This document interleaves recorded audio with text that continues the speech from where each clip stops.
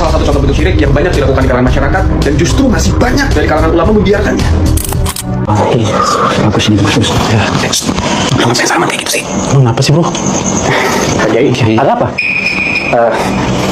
mohon maaf Pak Kiai, bukannya harusnya Pak Kiai lebih tahu masalah ini ya.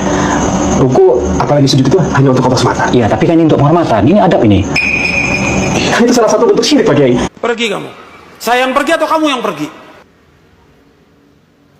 Bismillahirrahmanirrahim. Assalamualaikum warahmatullahi wabarakatuh.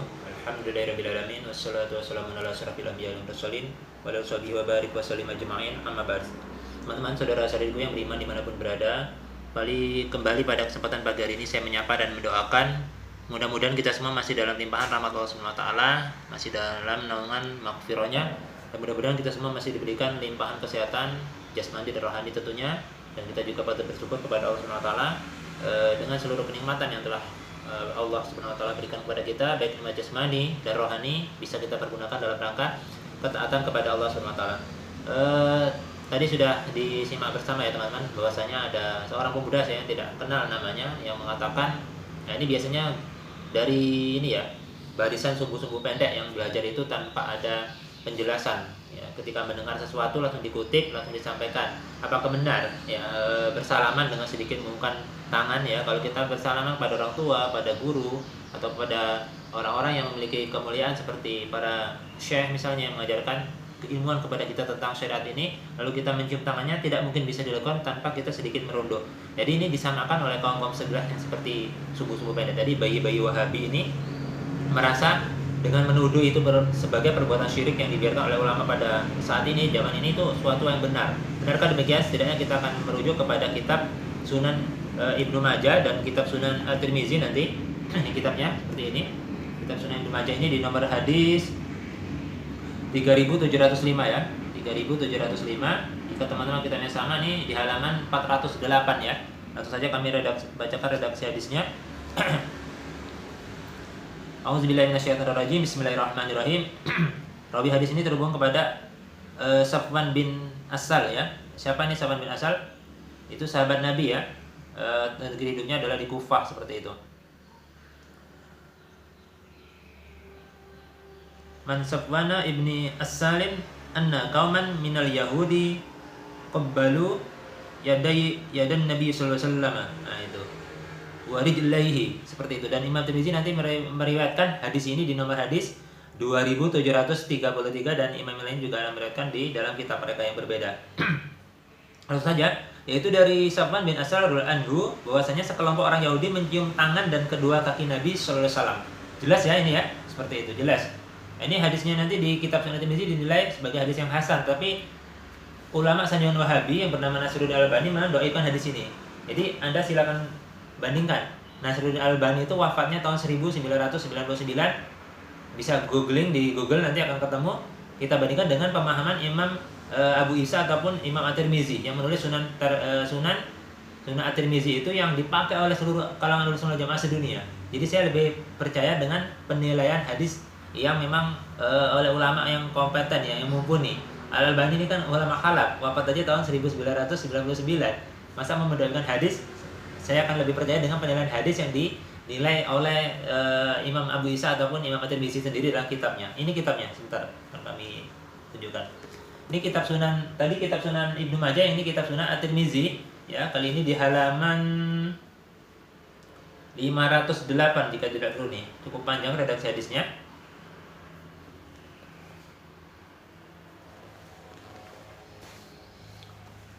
Hadisnya dari Safwan bin Asal, masih sama ya.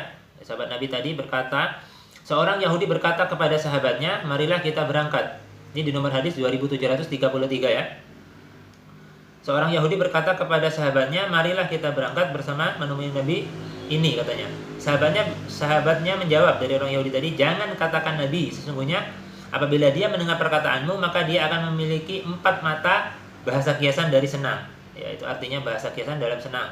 Lalu keduanya mendatangi Nabi sallallahu alaihi wasallam dan bertanya kepada beliau tentang 9 ayat bayyinat. Beliau bersabda kepada mereka, janganlah kalian menyekutukan Allah dengan sesuatu apapun. Jangan mencuri, jangan berzina, jangan membunuh jiwa yang diharamkan oleh Allah Subhanahu wa taala kecuali yang benar, dan jangan menjelek-jelekan orang yang tidak bersalah kepada penguasa agar penguasanya membunuhnya. jangan melakukan sihir, jangan memakan riba, jangan menuduh perbuatan zina wanita-wanita suci. Ya, jadi menuduh perbuatan zina wanita suci adalah termasuk hal yang diharamkan dan dilarang. Jangan berpaling dari medan pertempuran. Dan kepada kalian khususnya wahai orang-orang Yahudi, janganlah kalian melampaui batas pada hari Sabtu. Karena hari Sabtu dahulu dijadikan hari raya ya bagi orang Yahudi. Sofwan, sahabat Nabi tadi berkata, mereka langsung mencium kedua tangan dan kaki beliau. Lalu keduanya mengatakan, kami bersaksi bahwa engkau adalah Nabi. Beliau bertanya, lalu apa yang menghalangi kalian tidak mengikutiku? Kata Rasulullah SAW. Sofwan berkata, mereka mengatakan, sesungguhnya Nabi Daud berdoa kepada Robnya, itu adalah Allah SWT, agar senantiasa ada keturunannya seorang Nabi.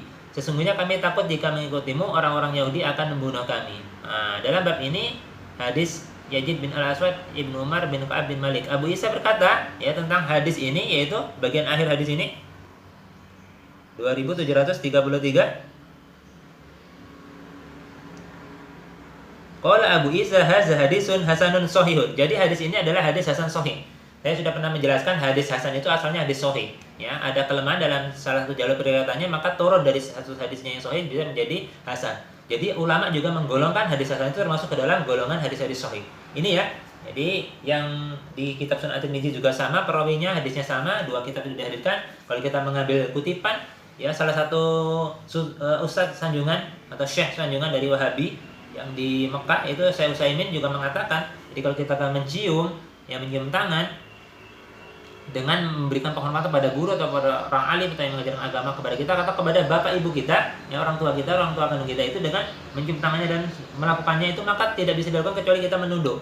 Nah, seperti itu. Jadi ini bukan bentuk pentaziman, ya. Imam Ibnu Hajar Al-Asqalani juga dalam kitabnya Imam An-Nawawi juga memberikan penjelasan bahwasanya tidak masalah orang mencium tangan, bahkan mencium lutut ya. Itu kalau orang Jawa itu misalnya sedang lebaran itu kan sungkem mencium lutut. Ya, mencium kaki pasti kita orang tua duduk di kursi dan kita yang duduk di bawah seperti itu. Maka tidak akan dilakukan kecuali dengan sedikit membungkukkan badan atau memang membungkukkan badan. Sekali lagi, membungkuk di sini bukan rukuk, bukan sujud yang sama pengagungannya seperti kita menyembah Allah SWT. Kalau kita membungkukkan badan, sujud, misalnya mencium kaki atau merukuk kepada sesama makhluk, kepada manusia yang memang kita niatkan untuk mengagungkan sama seperti kita mengagungkan Allah SWT, itu jelas salah. Ini kan bentuk penghormatan dan juga bentuk dalam adab. Jadi hati-hati sebelum vonis syirik ya. Ini di bulan Hurum, di bulan Zulhijjah ini, menuduh satu orang berbuat syirik, kalimat itu akan mencari pemiliknya. Kalau tidak ketemu di bumi, dia akan ke langit. Kalau mencari pemilik kalimat yang dituduh syirik tadi bilang tidak ketemu, dia akan turun ke bumi dan akan kembali kepada yang mengucapkannya. Maka kita doakan saja orang-orang yang seperti ini yang memang mungkin ya baru hijrah dan tidak paham apa itu makna sunnah yang sesungguhnya.